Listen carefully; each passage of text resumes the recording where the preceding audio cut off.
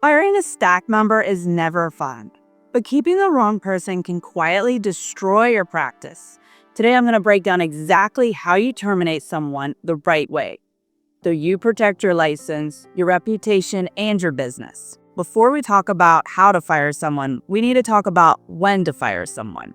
If you're seeing the same issues over and over again, constant lateness, poor patient care, attitude problems, gossip, or overall negativity, that's a sign that the coaching phase is over. If you've already given feedback, set your expectations, and they're still not improving, that's not a growth opportunity anymore. It's a liability. And here's the part most physicians underestimate. One bad hire can stall your growth, frustrate your patients, and damage your reputation faster than anything else. So when patterns don't change, it's time to make the call. Now, before you fire anybody, documentation is your best friend. Save every warning, coaching note, performance review, or written plan of action. If it's not documented, it didn't happen.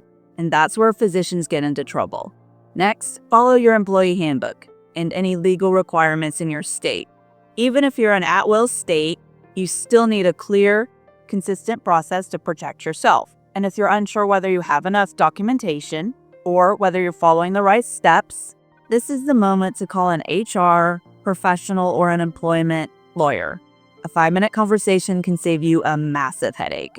Coming up, the step most practice owners miss when it comes to firing someone that puts their EMR, phones, and Google logins at serious risk. Now, before you sit down in a termination meeting, you need to prep your systems. Start by changing passwords to everything they have access to. Your EMR, email accounts, scheduling tools, social media, and any internal applications. Then cut off their access before the conversation happens. I know that feels harsh, but it really protects your practice from retaliation or accidental damage. Make sure you check for any backdoor logins too, things like Dropbox, Gmail, Google Drive, or shared folders. And if possible, have this handled quietly in the background on the day of their termination. It keeps everything smooth, secure, and drama-free. When it's time for the actual termination conversation, keep it short, clear, and respectful. This is not a moment to debate, justify, or re-explain months of issues. Stick to the facts. Use a simple line like, "We've made the decision to end your employment, effective today," and then stop talking. Let the silence do the work. By this point, they should have a good idea that it's coming anyway. It shouldn't come to a surprise to the employee. They should have had warnings and write-ups. Next, hand them what they need to know.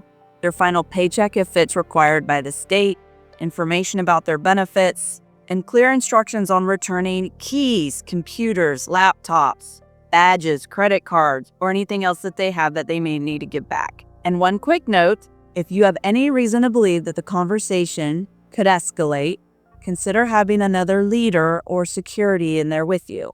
You don't want to assume all employees will remain calm. Now, here's what not to do when firing someone. Do not do it in front of other staff or patients. Don't fire via text or email unless you're legally required because you have safety concerns. Don't skip deactivating systems beforehand. Don't get argumentative and emotional. Stay calm and professional. And don't just keep them around until you find somebody else. It rarely ends well. Now, after the termination, your job's not done. First, you need to communicate with your team, briefly and professionally.